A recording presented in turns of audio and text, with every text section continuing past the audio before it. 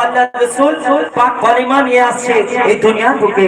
তো কবি লিখছে শোনো, আমার নবী যে পাক কলিমার পালকি চড়েছে, আমার নবী যে পাক কলিমার পালকি চড়েছে, চাঁদ ফেরেশতা পালকি নিয়ে ধরাই আসেছে। 30 পারা কোরআন যার আছে অপেক্ষায়, 30 পারা কোরআন যার আছে অপেক্ষায়, কোরআন শরীফ আসবে নবী আসিলে ধরায়। মা আমিনা সেই কোরআন পেয়েছে, আমার নবী যে পাক কলিমার পালকি চড়েছে, আমার নবী যে পাক কলিমার পালকি চড়েছে, চাঁদ ফেরেশতা পালকি নিয়ে ধরাই আসেছে। 30 পারা কোরআন যার আছে অপেক্ষায়, কোরআন শরীফ আসবে নবী আসিলে ধরায়। মা আমিনা সেই কোরআন পেয়েছে, আমার নবী যে পাক কলিমার পালকি চড়েছে। প্রথম ছন্দে কবি লিখছে শোনো, আমার নবী শ্রেষ্ঠ নবী সব নবীর আলা, তাহার মাঝে সব দিয়েছে আল্লাহ তাআলা, আমার আল্লাহ তাআলা। শরিয়ত থেকে শুরু করে দিল মারে ভাত, মোর নবীর উপর শেষ করিল আল্লাহ নবুয়াত, ওগো আল্লাহ নবুয়াত। আর কি দিল? জান্নাত দিল, কাউসার দিল, দিয়েছে কাকে হায়াত। বহু আদরে আল্লাহ তাআলা নাম রেখেছে মুহাম্মদ, বহু আদরে আল্লাহ তাআলা নাম রেখেছে মুহাম্মদ, বহু আদরে আল্লাহ তাআলা নাম রেখেছে মুহাম্মদ। ওই নামের উপর আল্লাহ তাআলা 10টি নেকি রেখে দেয়, সাল্লাল্লাহ যে পড়িবে ওই 10টি নেকি পেয়ে যায়, সাল্লাল্লাহ যে পড়িবে ওই নেকি তার আমলে যায়। আমার নবী আল আরাবী, আমার নবী আল আরাবী, মা আমিনার লাল। এ দুনিয়া হতে ওই দুনিয়ায় নাই জাগার মিসাল, তাওরাত হতে পাক কোরআনে প্রমাণ রয়েছে, আমার নবী যে পাক কলিমার পালকি চড়েছে। আমরা প্রত্যেকে মুসলমান, আমরা কোরআন হাদিস পড়ি মানি, কম বেশি অনেকেই জানি, কিন্তু আমরা জেনে শুনেও না জানার ভান করে থাকি। আল্লাহ রাসূল দোজাহানের বাদশা গাদির খুনে আমাদের নবী বিদায়কালে বলে গিয়েছিলেন যে আমি তোমাদের মাঝে দুটো জিনিস রেখে যাচ্ছি, একটা হচ্ছে আল কোরআন আর একটা আমার আহলে বায়াত। তো সেই সম্বন্ধে কবি লিখছে শোনো, কোরআন হাদিস পড়ে তব সত্য বলে না, জেনে বুঝে কত মানুষ করে ছলনা, ওরে করে ছলনা। গাদির ঘমে দয়ার নবী করল ঘোষণা, আহলে বায়াত মানে না যারা মুমিন হবে না, তারা মুমিন হবে না।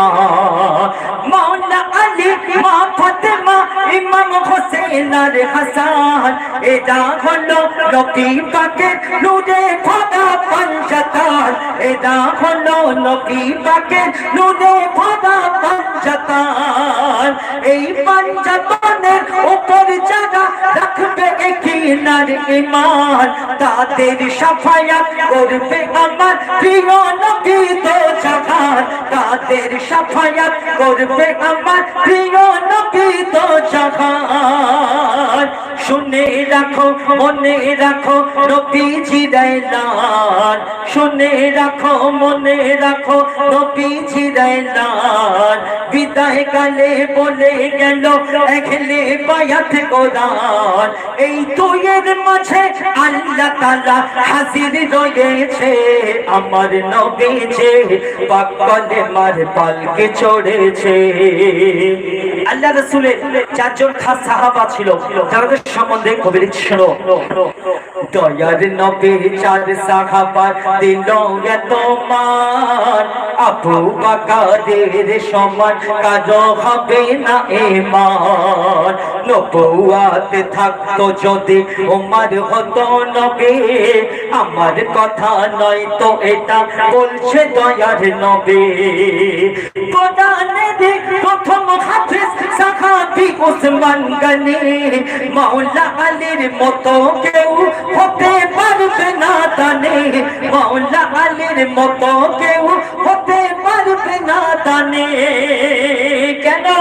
ঘর পরিবার উজাড় করে রেখেছে ইসলামের মান, আর যা কিছু সব নবীর প্রেমে করে দিয়েছে কুরবান, যা কিছু সব নবীর প্রেমে করে দিয়েছে কুরবান। দানের দানে মা জননী আম্মা ফাতেমা, দিনের জন্য লুটিয়ে দিল নিজের ঘরানা।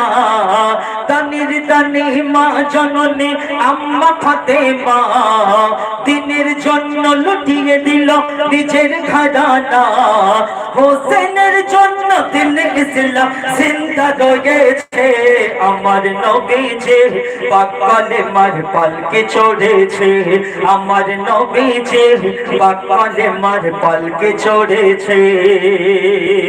তারপর অতি সুন্দর কথায় কবি লিখছে, শোনো ছোট্ট একটি ঘটনা শোনো।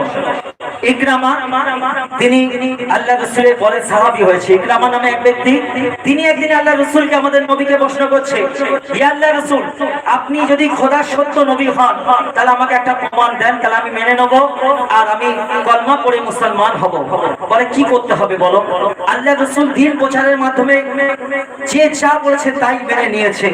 তো আল্লাহ রাসূল আমাদের নবী তিনি দাঁড়িয়েছিল। ইকরামা বলছে, আমি নদীর এই প্রান্তে রয়েছি, একটা বিশাল আকারের পাথর আছে, তুমি যদি ওই পাথরটাকে নদীর আরেক প্রান্তে নিয়ে চলে যাও তাহলে আমি কলমা পড়ে মুসলমান হব।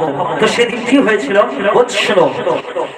ইকরামা নামে এক ব্যক্তি নবীজিকে কয়, কেমন তুমি খোদার রাসূল দেখিয়ে দাও আমায়, তুমি দেখিয়ে দাও আমায়।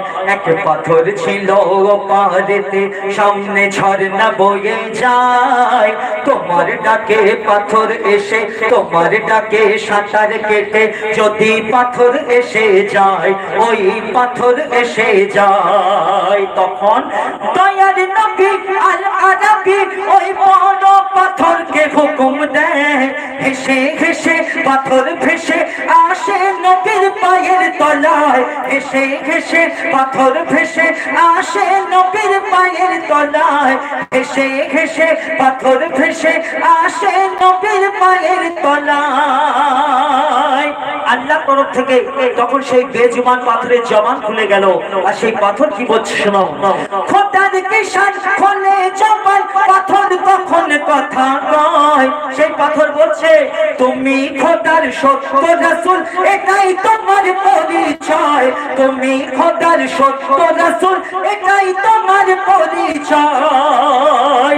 ইকরামা দৃশ্য দেখে অবাক হয়েছে, নবী তাকে পাক কলেমার দাওয়াত দিতেছে।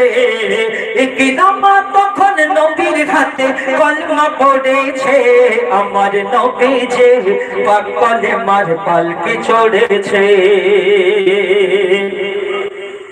আমরা ছোট থেকে গজল গাইছি, অনেকে বলে নবী দিবস পালন করা বেদাত, যারা করে বা যারা করে না সেই উদ্দেশ্য করে বলছি, নবী দিবস পালন করা যারা বেদাত কয়, নবীর ভালোবাসা তাদের অন্তরেতে নাই, তাদের অন্তরেতে নাই। কিয়াম সালাম করলে আমার নবী খুশি হয়, লাখো লাখো সালাম জানাই প্রিয় নবীর পায়, আমরা প্রিয় নবীর পায়। জন্ম যখন হলো আমার প্রিয় নবী মুস্তাফার, সালাম দরুদ নিয়ে এলো ফেরেশতা হাজার হাজার, সালাম দরুদ নিয়ে এলো ফেরেশতা হাজার হাজার।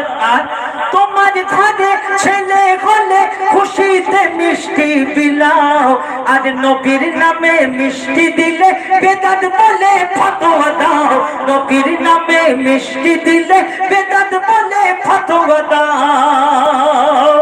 যারা আল্লাহ রাসূলের নামে নবীর নামে মিলাদ করে তারা কি বলবে?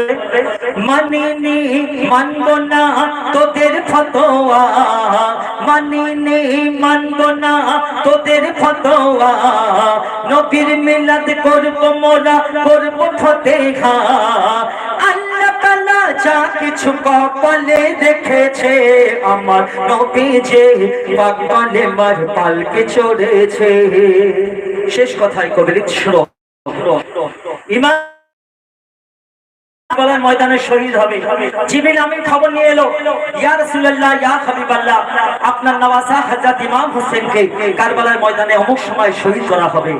আল্লাহ রাসূল কাঁদছে আর ভাবছে যে আমার মেয়ে মা ফাতেমাকে আমি এই খবরটা কি করে শোনাবো, সেদিন কি হয়েছিল আর ইমাম হোসেনের বদলে কি চেয়েছে। বুঝছো, জিবরিল আমিন খবর নিয়ে এলো নবীর কাছে, ইমাম হোসেন শহীদ হবে কারবালা ওই মাঠে, কারবালার ওই মাঠে।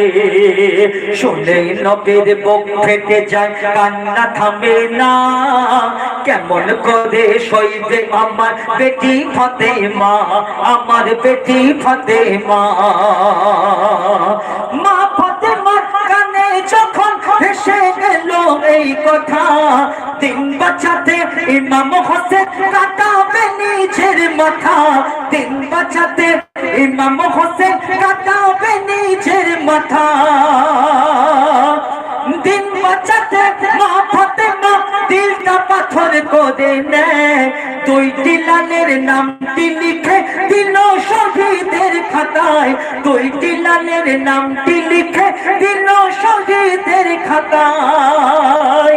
সেদিন ইমাম হোসেনকে শুধু তীর মারা হয়নি, শুধু গর্দান কাটা হয়নি, যখন ইমাম হোসেনের মাথা মোবারক নিয়ে চলে গেল, ইমাম হোসেনের নিথর দেহ কারবালার ময়দানে পড়ে আছে, সেই লাশের উপর থেকে ঘোড়া দৌড় করানো হয়েছিল। তখন মা ফাতেমা কি বলেছে শোনো, মাওলা হোসেনের লাশের উপর যখন ঘোড়া দৌড়ে যায়, কেঁদে কেঁদে মা ফাতেমা খোদার কাছে বিচার চায়, কেঁদে কেঁদে মা ফাতেমা খোদার কাছে বিচার চায়। তখন আল্লাহ বলছে, কেঁদো না কেঁদো না ও গো ফাতেমা, এর বদলে কি চাও তুমি আমায় বলো না, হোসেনের বদলে উম্মতের মুক্তি চেয়েছে, আমার নবী যে পাগলে মার পালকে চড়েছে।